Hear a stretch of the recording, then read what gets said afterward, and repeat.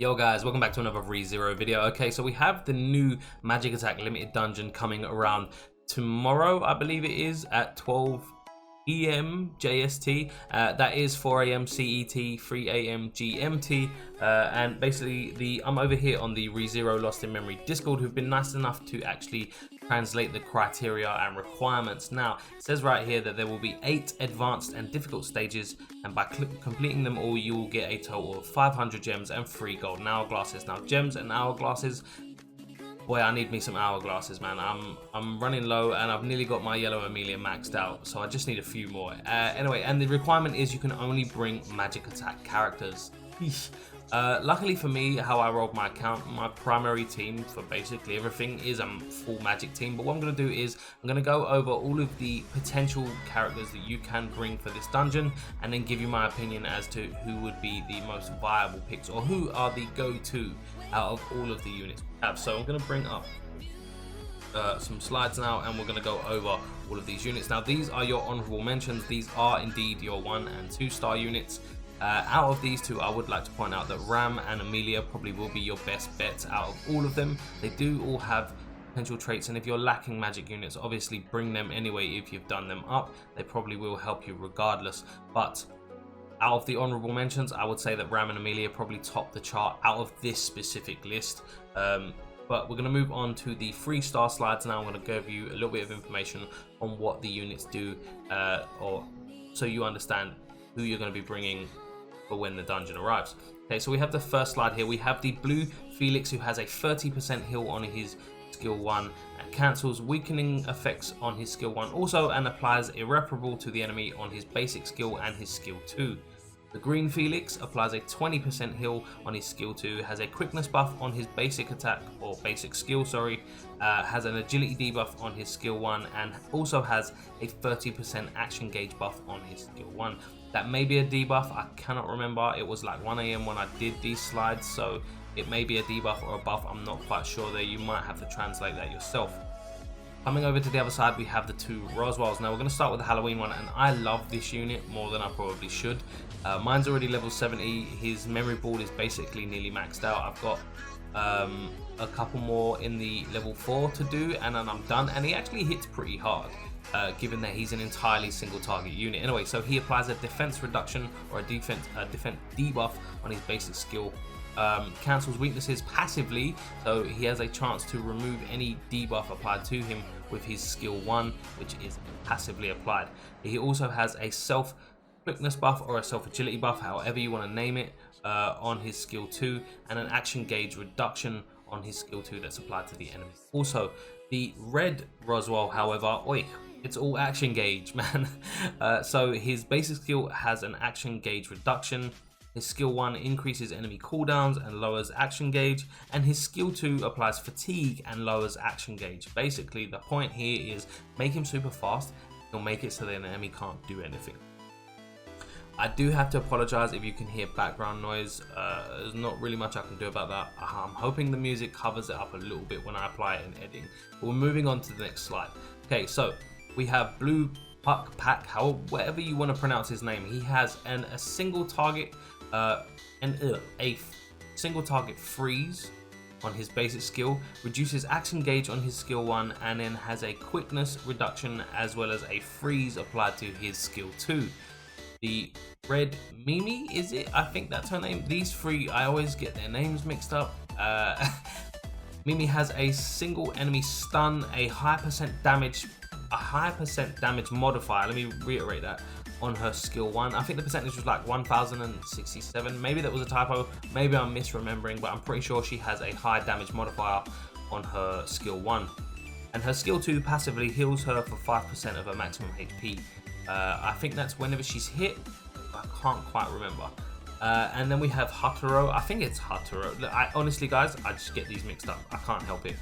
He has a single enemy stun on his basic skill, 25% action gauge reduction when hit with a crit, so that applies passively. There's a chance that when he gets hit and that hit was a crit, he will reduce the enemy's action gauge by 25%.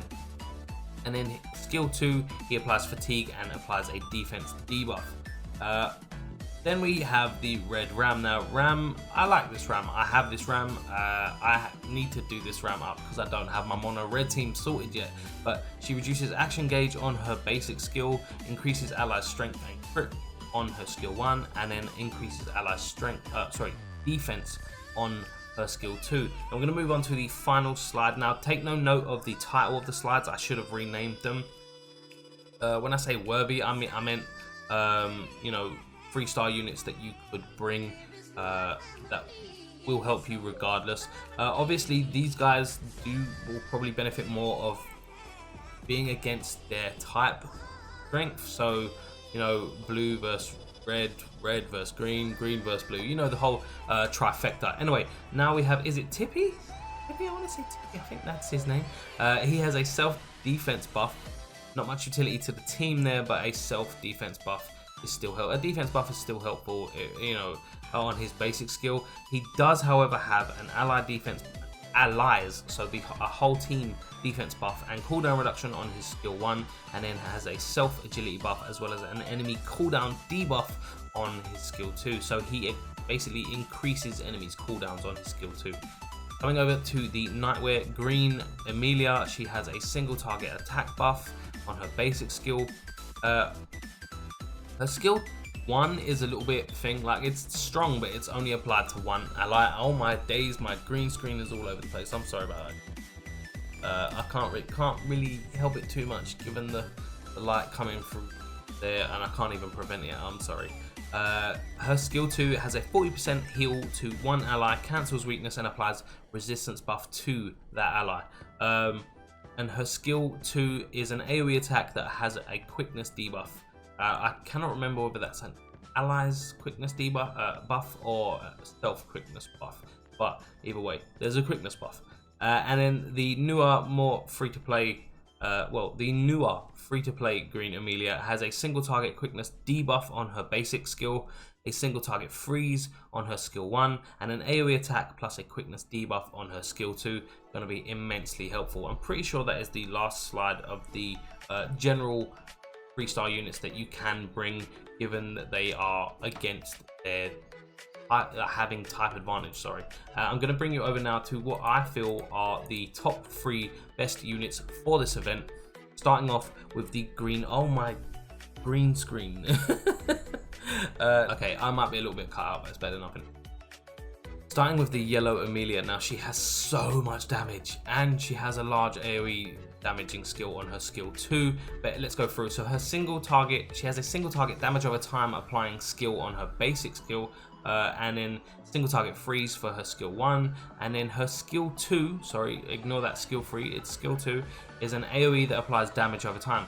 Great damage, doesn't suffer from type weakness when fighting red, green or blue, so she has more of an advantage over most enemies, and having an AoE definitely helps. We don't know whether it's going to be single target or AoE, and for the most part you only need to nuke the boss if it's AoE and it'll be over, but having AoE can never be a bad thing, especially given that the damage doesn't decrease if it's against a single enemy or multiple.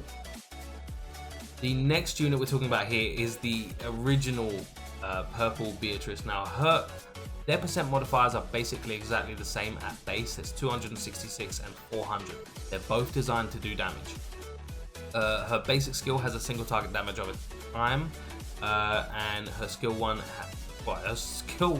is a single target stun that still applies damage over time, and then her skill 2 is a stun that negates strength buffs on the enemy. Again, great damage. The only drawback here is she's entirely single target, but she has so much damage, and I do think it's noteworthy to say that she has a really high crit rate, so that's always helpful. The last unit here, some people may disagree with me on, but I think that even though the PvE meta supports nuking more than anything else, I do think nuking requires utility, and that means utility is going to be just as important as damage, and that's where this Halloween Beatrice comes in. She reduces her own cooldowns, or has a chance to reduce her own cooldowns on her basic skill, has an ally attack enhancement on her skill 1, which is an AoE by the way. She has less damage than the other two, but more defense, more utility. I'm really sorry about the green screen, I'm going to have to leave it as it is.